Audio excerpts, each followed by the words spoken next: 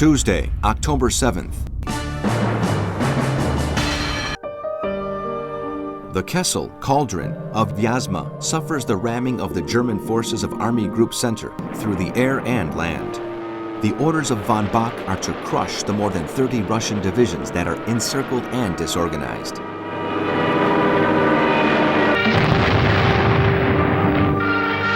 The city of Orel is evacuated as the panzers of General Heinz Guderian approach, now that they have received new fuel supplies. In the south, the town of Melitopol is besieged by the troops of the Wehrmacht.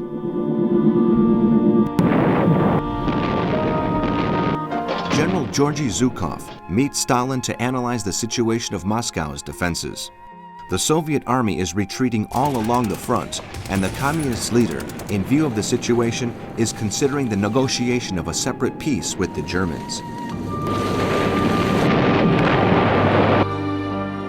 In Rostenburg, Poland, the Wolf's Lair is covered by a thick layer of snow. Hitler warns his officers once again that he will not accept the surrender of Moscow.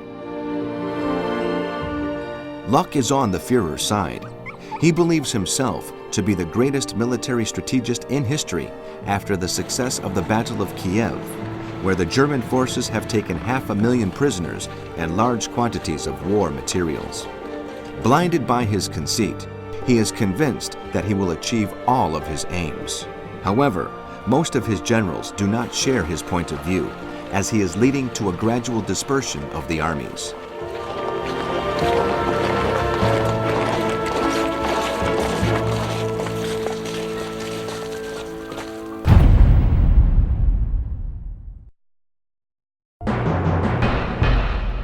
Wednesday, October 8th.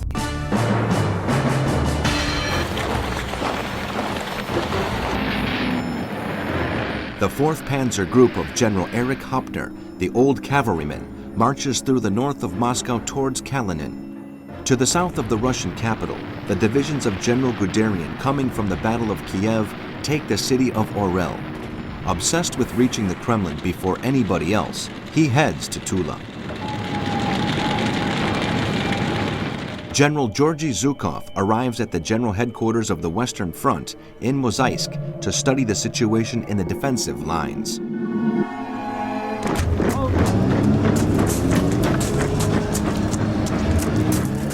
In the south, the forces of the Third Reich take more than 100,000 prisoners in Mariupol in the Sea of Azov and destroy hundreds of tanks, cannon, and weaponry of all kinds.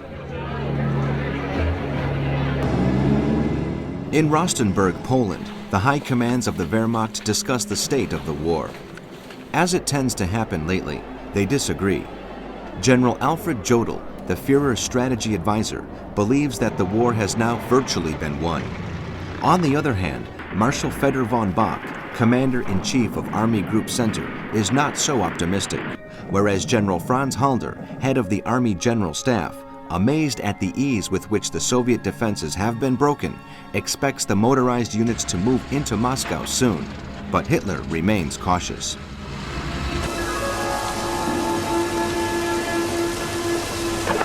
In the meantime, the heavy autumn rainfalls and the mud turns the roads and ways into bogs, which are hindering the mobility of the German troops.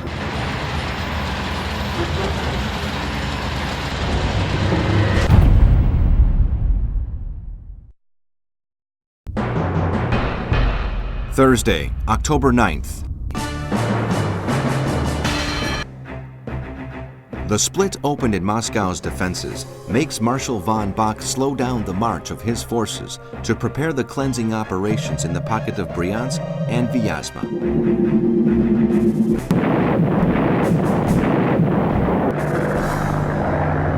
The heavy rainstorms have significantly reduced the number of Luftwaffe aircraft operating, and supplies are not being delivered. However, General Franz Halder remains optimistic and considers that the disaster that is being experienced by the Red Army represents the collapse of Moscow's defense. In Berlin, Otto Dietrich, the press chief of the Reich, comments on the situation on the foreign press. From the military point of view, Soviet Russia has been defeated.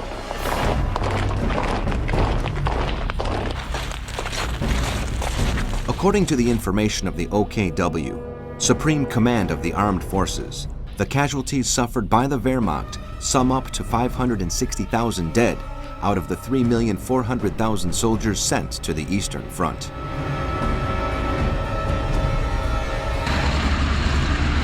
Meanwhile, in the Russian capital, General Georgy Zhukov orders the cutting of all the roads leading to the city and sends the soldiers remaining to the reserve front to reinforce the lines of defense near Mohaisk.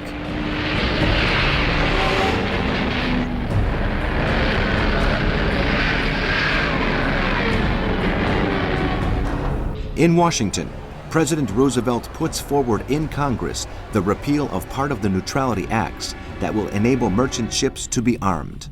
Furthermore, he authorizes the development of the atom bomb.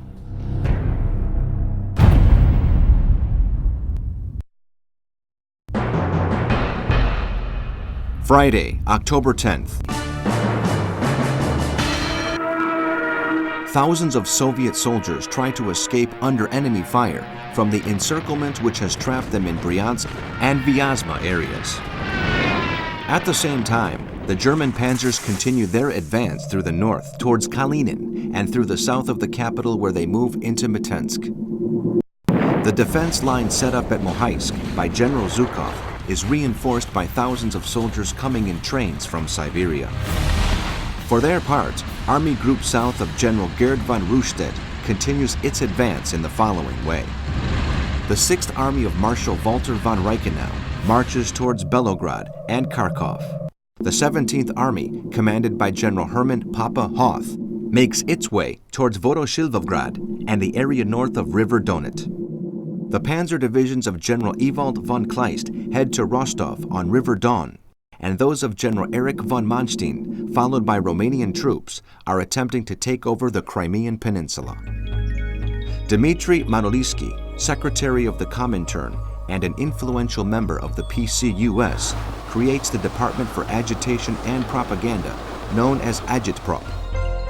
The organization is backed by the Communist Party, and it welcomes German soldiers who have embraced communism and all those party members or sympathizers who were exiled in the USSR and who come from countries under the occupation of the Third Reich. In Luxembourg, a referendum fails, which had been sanctioned by the Germans and which proposed the country's annexation by Germany. The level of abstention reaches 97%. In Japan, the high commands of the military remind the diplomats that this day is the deadline given to reach an agreement with the U.S.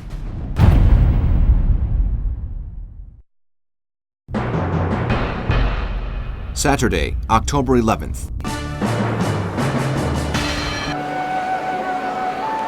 In Moscow, the evacuation of all children from the city begins. At the same time, thousands of men and women continue to dig out anti-tank trenches in the outskirts of the city as they carry out the last improvements in the defense lines. The forces of the Wehrmacht approach Maloyaroslavets north of Kaluga. In the line of defense set up by Zhukov in Mozhaisk, the first combats start to take place. South of Bryansk, the Red Army tries to break the German siege through Trubezhesk, near the mouth of the river Nerusa, on the right bank of River Desna. Northeast of Orel, in Mitensk, fierce combats are being fought. The Russian T-34 inflict heavy losses among the German tanks. General Heinz Guderian complains at Marshal Walter von Braustich, Commander-in-Chief of the OKH, of the superiority of the Soviet tanks against the German ones, something which had not been foreseen by the intelligence services. In Rostenburg, Poland, Hitler meets the supreme commands of the armed forces and warns them, "You should all beware. The law sanctions indiscriminate killings, so only the fittest survive." From London, in the realm of psychological warfare, the Foreign Service of the BBC constantly broadcasts a message in German saying, "Every 7 seconds, a German dies in Russia. Is it your husband? Maybe your son? Or will it be your brother?" American troops occupy the German weather station in Greenland.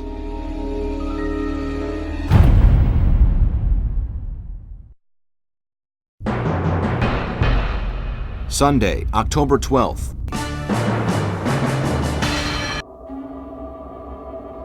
West of Moscow, the units of Army Group Center are fighting against the new Soviet Reserve Front in Volokolomsk, Mohaisk, Maloyaroslavets, and Kaluga.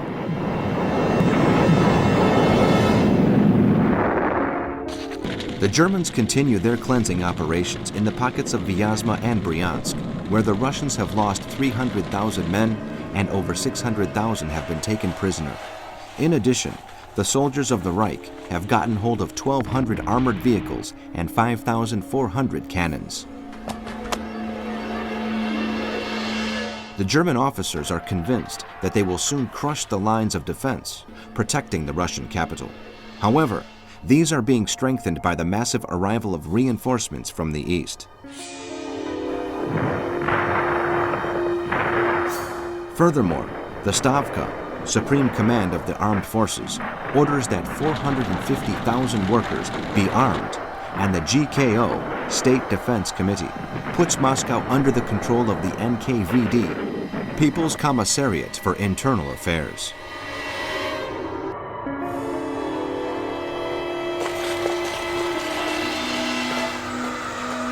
At the port of Archangelisk in northern Russia arrives a British convoy carrying 20 tanks and 193 fighter planes.